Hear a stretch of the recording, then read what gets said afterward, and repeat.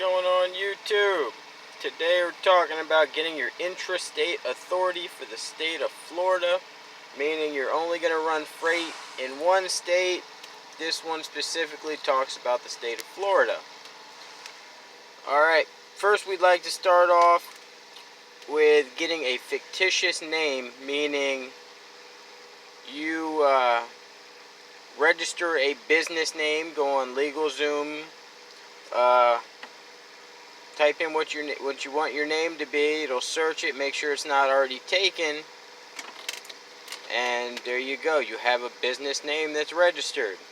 After that, you want to get an EIN number. For us in Florida, you're going to go to sunbiz.com. Once you go to sunbiz.com, you create a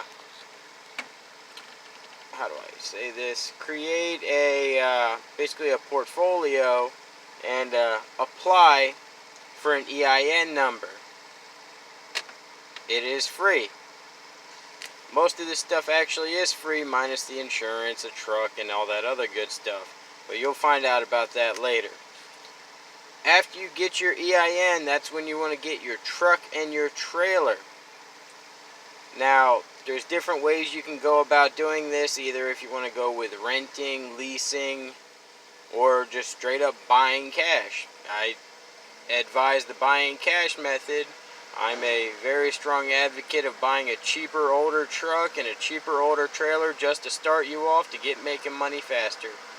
But if you want to go and use your credit, that's on you also. I'm not one to judge. After you get your truck and trailer, you're going to have to do a 2290, which is a heavy highway usage tax. There's a bunch of different sites online. You just go on Google, search them, and get your 2290. You will need your 2290 and insurance. You have to get your insurance first before you go to even register and get your tags. There's a lot of different companies. I currently am with a company that's out of the state, but it works just fine for me. They're the cheapest I've found. I don't want to give any particular names because I don't know if they want to be mentioned or not. One that I found a lot of drivers use is Progressive. That's one you can look into. They are cheaper for some people, but startups are going to be very expensive. You can always look into OIDA. They're a very good company that they can get you where you need to be also and help you throughout this entire process, actually, if need be. The only thing is you got to pay them. After that, after you get your tags, you just go to the DMV. If you're not running outside the state of Florida, you can get a standard Florida tag. Know what kind of weight you're going to be hauling. If you're going to haul heavy, you're going to want it up to 80,000. If you're going to run, say, a single axle, you're going to max out at 65,000. Know your truck trailer limits before you go there. That way you're not paying more than you have to. Alright, after that, you're going to go and apply for a DOT number. But when you do this, you're going to register it under intrastate, not interstate commerce. Intrastate means you're not leaving the state lines. Oh, sorry, got a long nose driving by. Sounds like a 3406. But, yeah, you're going to register intrastate. When you're doing your registration for that, they're going to ask you what you're going to be hauling, list everything you're going to be hauling. As long as you're not hauling hazmat and certain things, you'll be fine. Just, it's going to have a lot of questions. To run just in the state of Florida, if you register your business as intrastate, it'll state it there.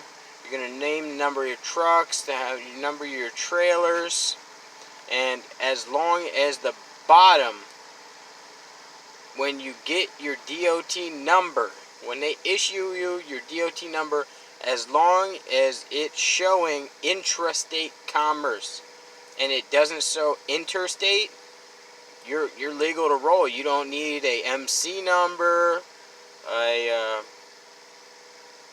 You don't have to run an IFTA, and you can run just off that DOT number. That being said, you have to put FL, the letters FL, after your DOT number on the side of your truck. Now, that makes it legal. After you get this process done, you're going to have to get your truck inspected for a safety audit. And you just can't take it to any shop or anything. No, this has to be done by a DOT officer. Either take it to them at the scale house or find a DOT officer that can do a roadside. Make sure your truck and trailer can pass, because it has to be done before you can legally pull freight. After that, you have got a freight shaker passing by pretty loud. After that, there is a class you're going to have to go to within your first 180 days. If not, then they can put you out of service for not attending a class. This is new. They just started in the last 2 years. After you attend your class, or you can haul freight within that 180 days, it's just don't go past it. But from there, you can deal with your brokers. A lot of people won't mess with you between the first 60 to 90 days. Uber Freight will. I advise starting with them. Go from there, enjoy it, y'all, and start hauling freight, making money for yourself. Make sure you got some capital set aside. You got to pay for fuel. You got to pay for everything out the box. It's another reason I say start off with Uber Freight, because they pay every week, and you need that extra capital. Unless you're going to be factoring, but I mean, if you want to know about factoring and a good opinion on it, watch Not Your Average Trucker. He tells it real. He tells it how it is. He's a good man and teach you a lot of things. I've conversated with him. He helped me through my process on insurance also, and e-logs. Alright, y'all. Well, keep the rubber side down. Like, comment, subscribe. Y'all have a great day. Bye.